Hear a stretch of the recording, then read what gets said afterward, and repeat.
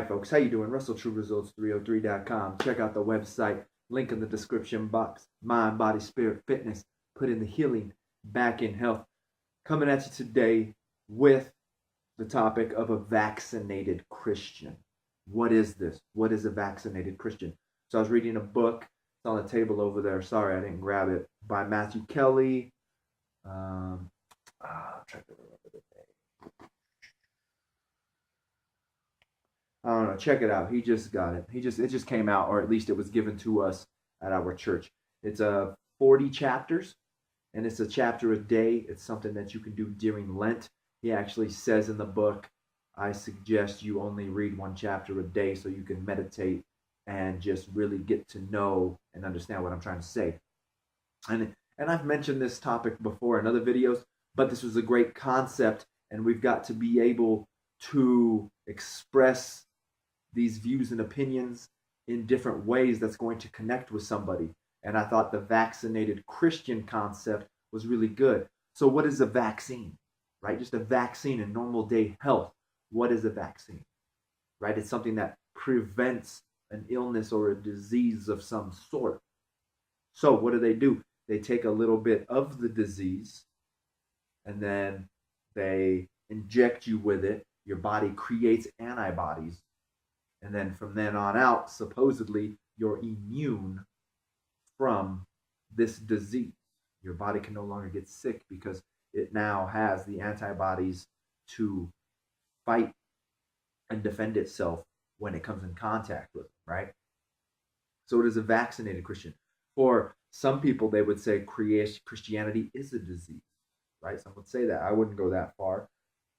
But a vaccinated Christian is, once we hear the word, it's almost like when Jesus says the parable of the sower on the path and spreading the seed, right? It's that same concept, pretty much. And it's a vaccinated Christian is the Christian who thinks that just because they go to church, they're better than everyone else, you know. The vaccinated Christian, in the true sense, is the person who says, yeah, I'm going to heaven. Got it in the bag. I already know. Me and Jesus are like this. I'm headed upstairs. You know, to me, that's a vaccinated Christian. And it could be because I'm Catholic, but in my opinion, you can never know if you are going to heaven, in my opinion. I don't think any saint ever knew they were going to heaven. They just did what was right. They just followed Jesus. And some of them were really, really tormented with themselves and really upset at times. When you start to read the lives of some of these saints, I can almost guarantee you a lot of them never thought they were going to heaven. But to me, that's what a vaccinated Christian is. It's just doing what little things need to be done, right? Doing the minimum amount to get there when there is no minimum amount, right? It's a struggle every day. God expects you to, you know, he didn't tell the apostles, hey, I've, you know, given you the Holy Spirit and church and all this, go kick back and relax.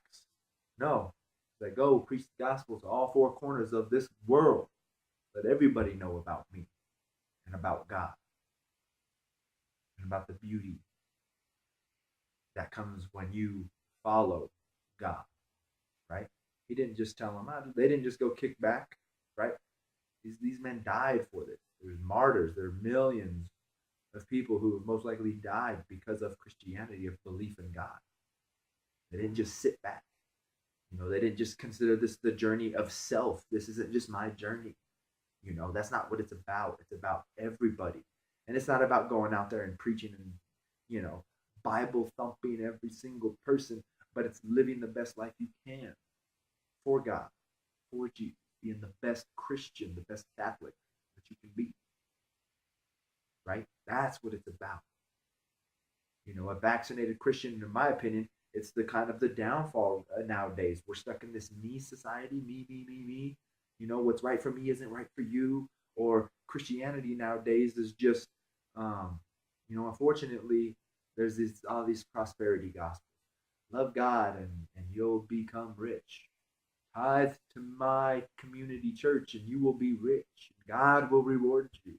Well, God did say he was going to reward us. He said the world will reward you. The world will love you as they love me. And he died.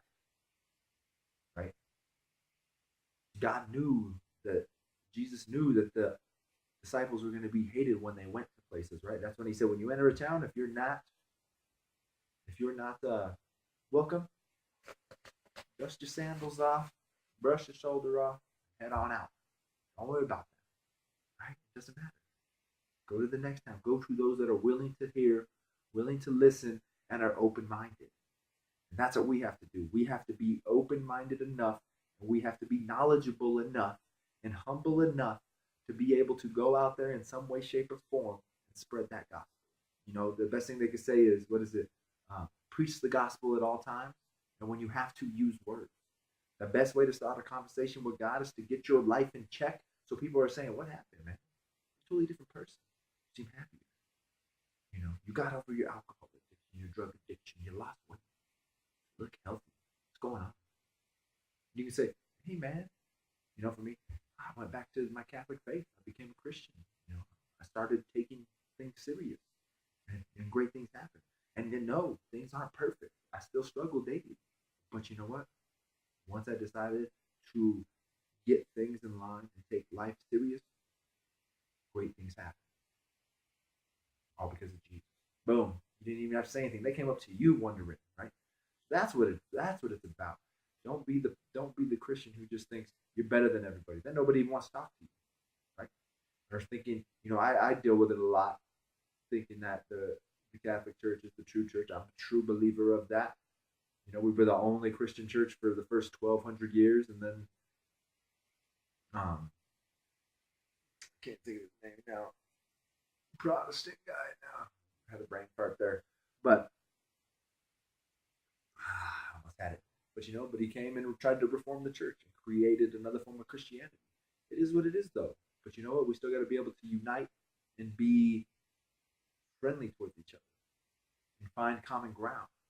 I'm going to make a video on it. I just had a great discussion a couple of weeks ago with a gay man about Catholicism and our views on homosexuality.